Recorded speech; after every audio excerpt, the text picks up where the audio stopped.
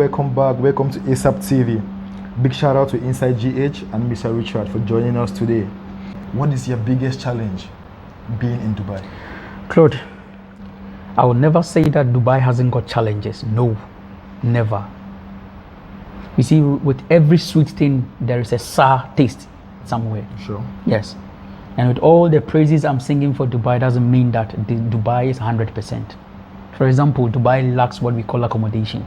Their housing system is so disadvantaged. It is only in Dubai. I traveled to South Africa in 2018. I did in Egypt. I did in Sierra Leone. And these are African countries. But working in these countries does not demand that you sleep in what we call bed spaces. But I don't begrudge them because the influx of tourists and the influx of people coming to work here are more than what they can take. That is the negative of Dubai. If Dubai is able to solve their accommodation problem, then I think you don't need to go to America, or with all due respect to America, but I'm telling you, that is one of the most important things that Dubai needs to solve. Then again, accommodation. Yes, accommodation is one. It is the key one. Yes. Then again, you see, Dubai is becoming, I think, one of the greatest tourist centers here. But it's becoming too free for people to come here because it's a tourist place. Do you know why I'm saying it is too free? Like a lot of social vices can be found in Dubai. The system is very tight. The security is one of the best in the world, but still, people manage to find themselves in. So, on the street, there are a lot of, I don't want to say prostitution now, but at least young Ghanaians, young Nigerian, young Cameroonian girls who are supposed to be at a level doing, but are sometimes found wandering because when they come here, the kind of sweet words that they were giving it's not working. So they have to lean to menial jobs, and sometimes if not taking care, then they have to sell their bodies. And that is very disgusting to me. That is one thing that needs to stop.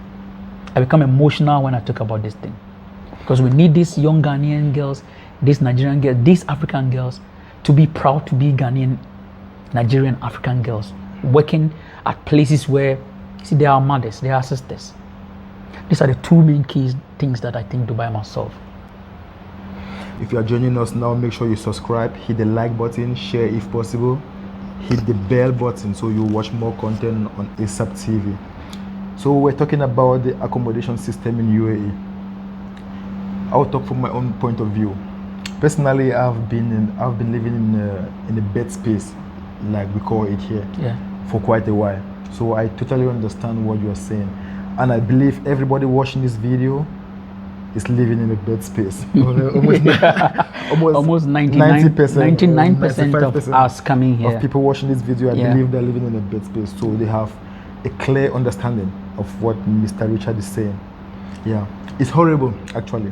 It's not a good thing. At all. Most at times you don't know where these other people are coming from. You don't know what they do. And in a period like this where we have the coronavirus pandemic going around, you cannot control an adult. At all. So living in a bed space with maybe 5 people, 6 people, 10 people. Sometimes 15 people. 15 people sometimes. I've been in a bed space at Banias. I also been in a bed space in Satwa. And I saw more than 15 people and living we're about in one 1, 2, 3, 1, 2, 3, 6, 1, 2, 3, 9, 11 people living in one room. That is serious. I'm just saying that we are here by the grace of God, because judging from this bed space life, if how can you avoid the coronavirus, for instance? It's serious. Like, it's impossible. Serious. You cannot control an adult, and I believe that many people watching this, they have a clear understanding of what I'm talking about. The life and accommodation in Dubai is the first major problem, as Mr. Richard will say. That one is, I believe all of us understand what is going on. Yeah. So, Mr. Richard, what do you think is, apart from the accommodation system, you already explained how the accommodation system is a big problem and how it's messing up our girls and everybody in general. Yeah. But do you think that this accommodation system is messing up mostly Africans? Because I've noticed. No, I don't think it is mostly Africans. There are a lot of nationalities here, bro. Pakistanis, and they're the worst corporate. Pakistanis, to me, I think back in the country, even they were living in a bad space, so I will not particularly say it's messing them up. But with all due respect to any Pakistani that is watching, but the problem is that they are worse than Africans. For sure. Yes. No debate.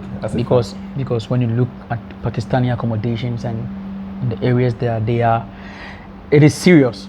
But I'm talking from the point of view that I'm an African, and I'm talking about Africans and how they must live here.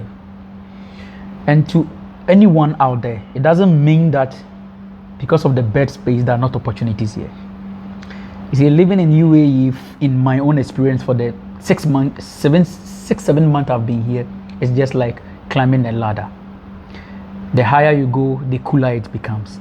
So when you are able to move to a certain degree of employment, I think you can find yourself not a bed space, but at least a partition. You see, I explained this to a Ghanaian friend who wanted to come here, and he never understood what I'm saying. Bed space, partition before you get an apartment, maybe share an apartment. These are the problems. Check on your YouTube, Inside GH. It's very informative. It's a channel created by Mr. Richard here. As you already know, he's a very inspirational person, and he's a very intelligent person. So you can check out his channel and you can get more stuff from there. So back to the bed space stuff, Mr. Richard. Brothers from Ghana, Cameroon, Africa, they don't understand what's the meaning of bed space and partition. Can you explain to them, like, what's the difference between partition and a bed space? A bed space to me is when you have, like back in Ghana, all those who went to secondary school, see that your bed that you sleep like on in a dormitory, yes. Okay. Thank you. In a dormitory-like lifestyle. But that one, I think you're all Ghanaians. Or hospital. yes, in a hospital. But you are all Ghanaians, so maybe there's no problem. Maybe you can find maybe 2 or 3 people from your own area. But here, you're going to stay with different nationalities. That is the most critical point here.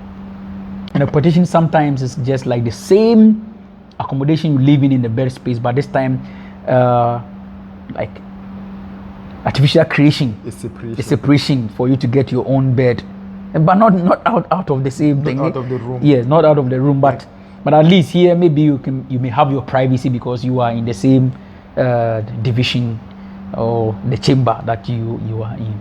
Actually, like a separation, like with a plywood or sometimes a formica or marker to just divide. That is the partition. Yes. So when you are in the same room. Yes, and I've seen where maybe by sheer hard work, 3 or 2 or 3 people can get an apartment and share by hard work. By hard work, yes. Okay. By hard work, you can have an apartment with yourself, maybe 2 rooms with your kitchen and washroom, and you can share. It is also they call it that the studio apartment here in Dubai. I think that is the kind of sleeping wahala that we are finding ourselves in here. Okay, so you heard him. If you are joining us now, make sure you subscribe, hit the like button, share if possible, hit the bell button so you watch more content on ASAP TV.